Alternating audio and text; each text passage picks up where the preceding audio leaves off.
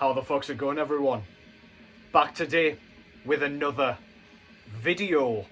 I say back today, it's exactly the same day as the last video that I just uploaded. This is going to be number 10 to 1 of my top 20 albums of 2024 list. I've had to do this in two parts because of my phone storage. It's got a worse memory than I do, and that truly is saying something. Yeah, I'm just going to get straight into this. No messing around. I've done the rambling I wish to kind of spew out. What's going on in the background, however, this time is something I just picked up based on some of your recommendations. I have fucked up in not hearing this much earlier because this probably would have ended up on my year-end list given how much I am enjoying it. This is Auld out of the UK/France, I believe. I believe they're based out of France now, with their 5th full-length album, I believe, entitled For Death and Glory to the Gods I Cry. So yeah, I was completely unaware of this project, and when I put my honourable mentions video up, I had this album and band sort of being yelled at me from the rooftops, and I can very much see why. This was in my local record shop, so right after work today, I stopped by, picked this one up and another one of this guy's projects, actually, which I will show in another video. But this is one man, very folkish, very kind of ambience-based black metal.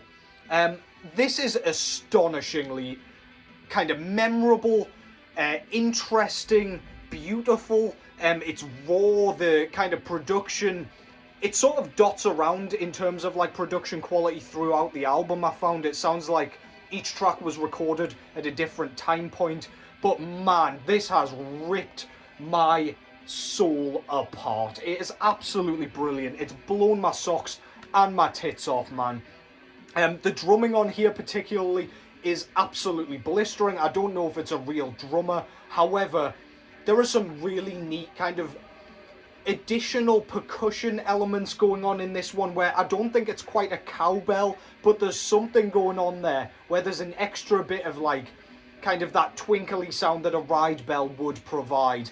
There is some lovely like acoustic sections in here that are very folkish. There is I think it's the 3rd track on Gewürde mit Nature. Perfect pronunciation, I'm sure.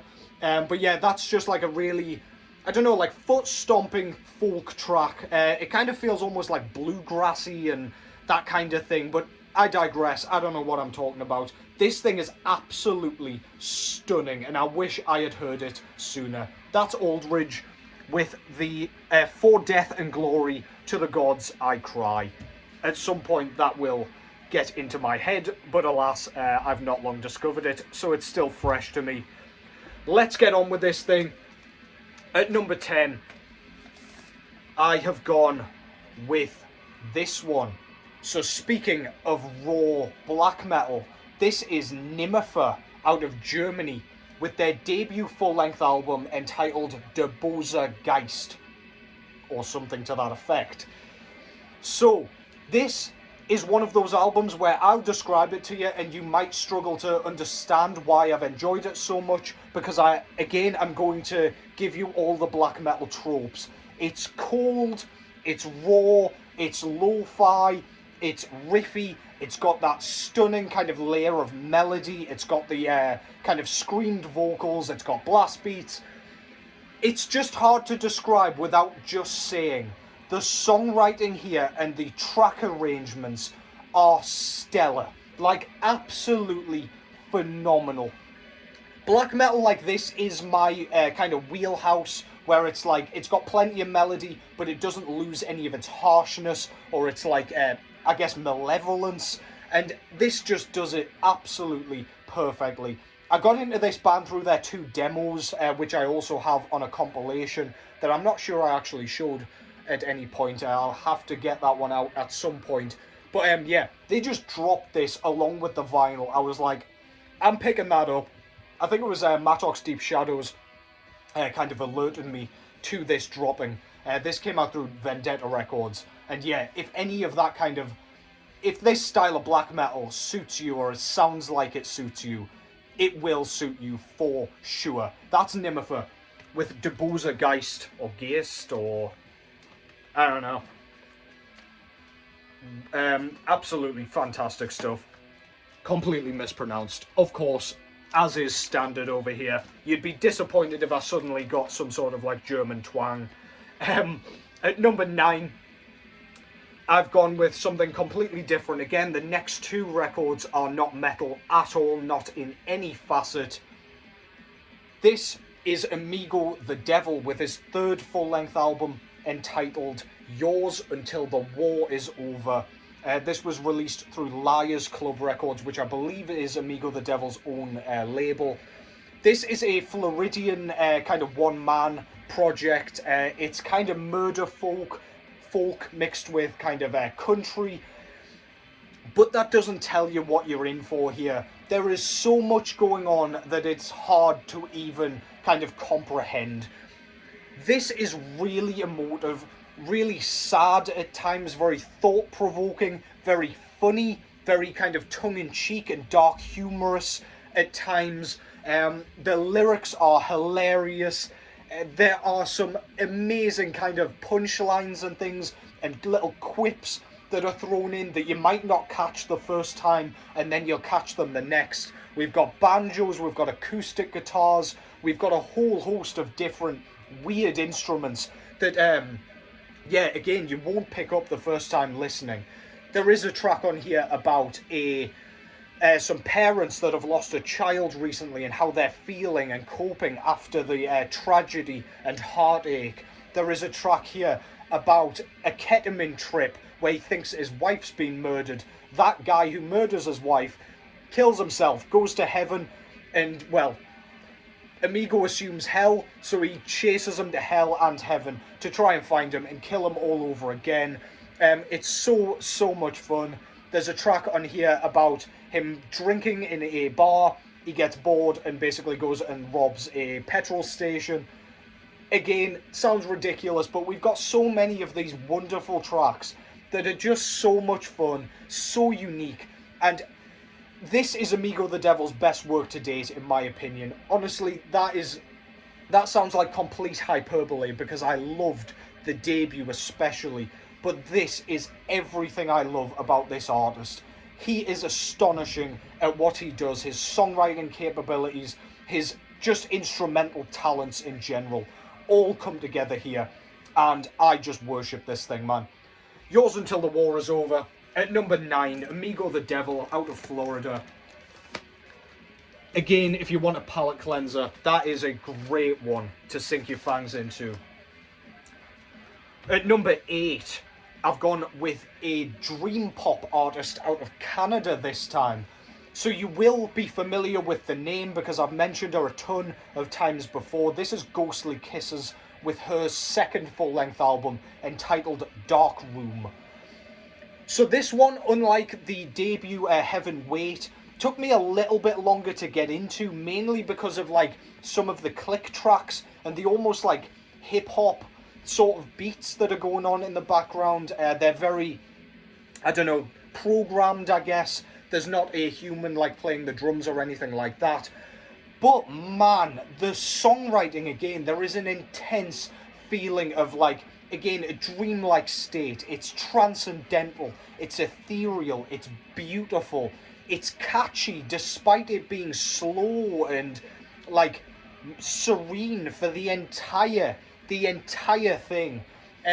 Which is an amazing thing that I've discovered in this artist. She is such an incredible songwriter. I believe this is a 2-piece, so she does all the vocals, Margot Sauvé, I believe she's called. And then she's got a guy doing all the like production and all of the like instrumental stuff. Honestly, there are some great pop tunes on here with her like really almost whispered sort of vocal delivery. It's phantasmic, it is ghostly, it very much fits the kind of artist name in that regard. But yeah, we've got some great kind of beats on here. We've got some great instrumentals, but the vocals are the centerpiece for me, and some of the vocal melodies and hooks are absolutely unforgettable on this thing. I love it. It grew on me so much, and it's ended up pretty goddamn high on my year-end list. At number 8, through Akira Records, that is Ghostly Kisses with Dark Room. At number 7, enough of the artsy-fartsy pop, eh? I've gone with this one. So this is Black Curse with their sophomore full-length album entitled Burning and Celestial Poison.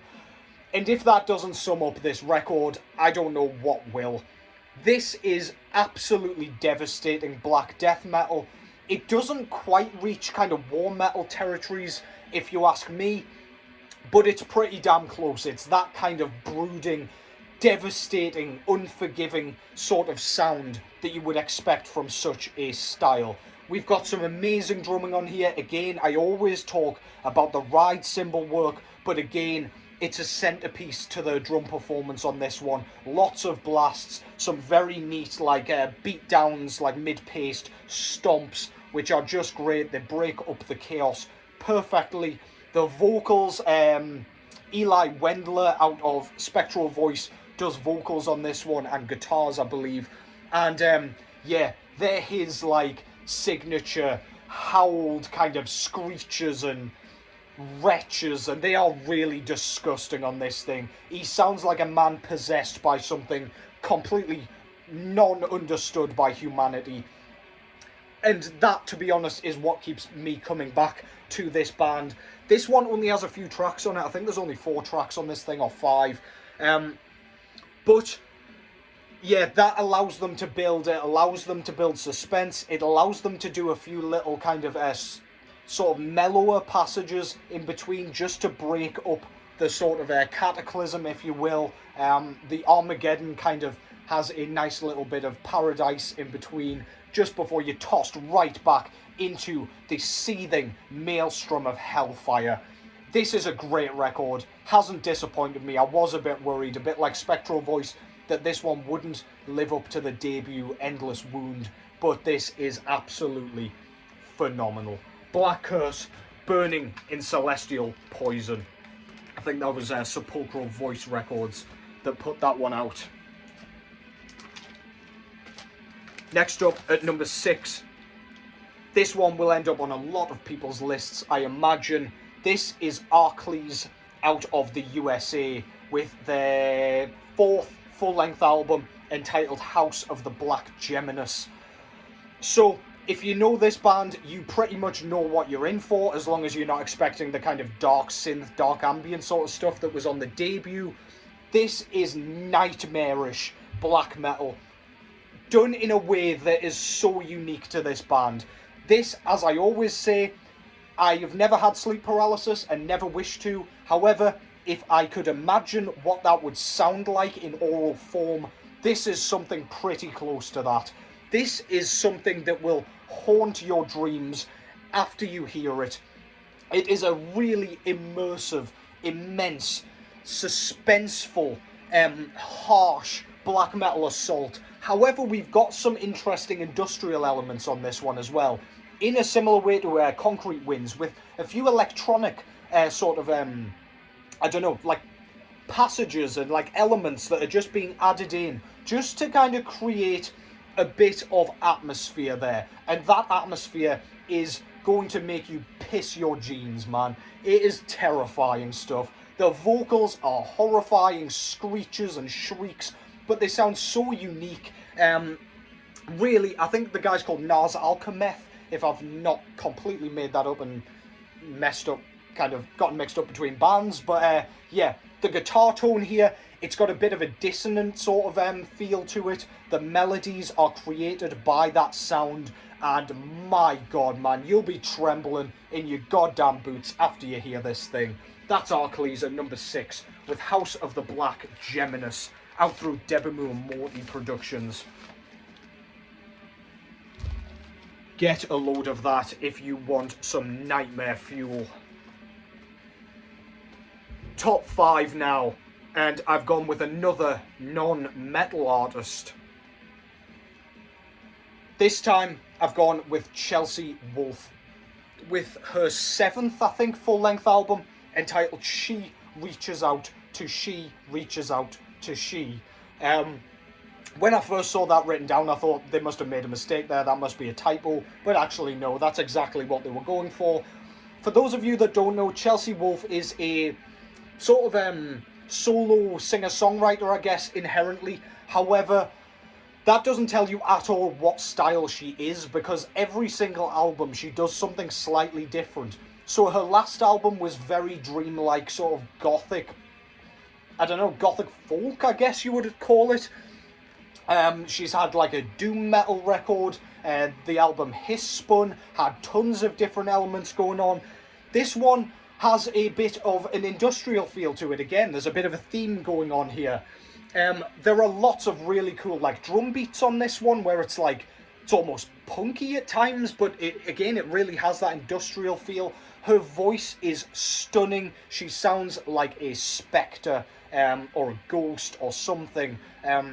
Really, again, beautiful, like enunciation and everything. All the lyrics are like, you can hear everything, but she really does have like a haunting nature about her, and it's just something to behold. The songwriting on this is absolutely stunning. Like, again, hair-raising. The hairs on the back of your neck will be stood to attention for this full thing. Nice diverse range of tempos going on and styles and approaches to songs, but the album is arranged in a way where it doesn't feel kind of disjointed. It all flows really nicely, and yeah, Chelsea Wolfe has blown me away this year with this one. That's She Reaches Out to She Reaches Out to She by Chelsea Wolfe through Loma Vista Recordings. Number 4, let's just go straight into it. I've gone with Attic out of Germany with their 3rd full-length album, I believe, entitled Return of the Witchfinder. So, if you're not familiar with Attic, but you don't like King Diamond, nor Merciful Fate, nor Judas Priest, I guess, look away now. This is a conglomeration of all 3 of those artists, with a nice addition of some black metal, believe it or not, just for added atmosphere. So this inherently is like traditional heavy metal. We've got falsetto vocals in it, King Diamond's sort of style. However, I would say the falsettos sound more like Rob Halford. And then he's got, like, in a similar way to what King Diamond does, he's got those, like, nasally, like, croaky sort of vocals, I guess. I don't really know what to call them. Like, almost cackled, like, witchy, I guess. But yeah, he kind of transitions between the two styles flawlessly to the point where it doesn't even sound like the same guy is singing. The tracks on here are so catchy. We've got some blast beats going on here to add that blackened element and that kind of darker atmosphere, which just works so well. Every sort of chorus is memorable. Every like vocal hook is singable, and every riff is just indelible. It will stick right in your head and stay with you as soon as you hear it. I have loved this thing all year. I've been listening to it so much, and for very good reason. If you like any of the aforementioned bands, but you want a slightly different flair in the way of that black metal stuff, go and listen to Attic, dude. That's Attic with Return of the Witchfinder. Number 3. I've shown this one not too long ago, so I shouldn't have to ramble about it too much. But also, out of Germany, I've gone with Kanonenfieber's sophomore full-length album, entitled Die Katastrophe, or something to that effect. Yeah, so I had huge, high expectations for this one, based on the quality of the debut Menschenmüller, and as well as all of the EPs and 7-inch records they've been putting out too. And when I kind of read an interview from Noise where he said he was kind of re-recording lots of stuff, he'd scrapped lots of tracks because he wanted this to kind of live up to the expectations of the debut, I was totally worried. Because that's never a good sign if you're having to scrap stuff and having to, like, verbalise that you're worried yourself. But when this dropped, I was absolutely floored. Production's polished up a bit. It's kind of melodic black and death metal based all around World War One. But the tracks here, like, the songwriting is ramped up to 100. Every song's catchy. Every song stands out on its own, despite it kind of maintaining its style from all of the other releases. There's nothing new going on here. Drumming's exceptional, very diverse, very, very cool. The vocals are great. Noise's vocals are fantastic. He's got a kind of piercing, high-pitched scream, which works brilliantly. Love the German accent and all of the German enunciation and the German language throughout this one. All of the, like, propaganda recordings, like the little sound bites that we get on here, work perfectly.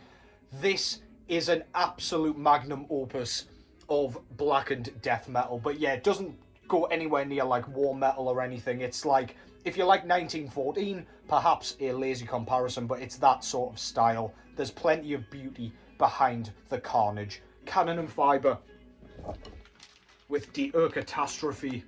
Century Media Records and Noisebringer put that one out. Top two now. This is where we separate the men from the boys. This is Demonolatry by Aberration out of Norway. So this is their debut full-length album, and this contains members of Obliteration, or at least one member anyway, which is a band I have loved for years. This you can kind of hear the influence of Obliteration on this one. However, there is so much more of a kind of black and death metal sort of thing to this. When you hear the opening track, Chamber of Adula Rept, you'll just think, Jesus Christ, this is war metal.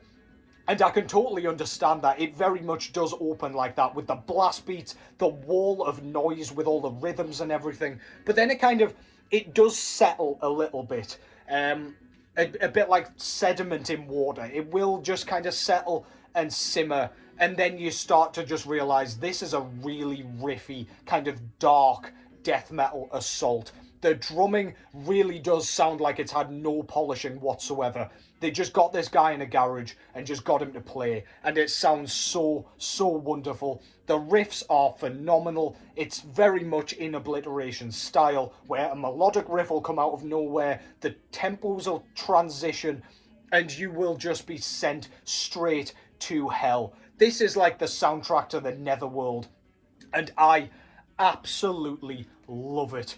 That is Aberration out of Norway with Demonolatry.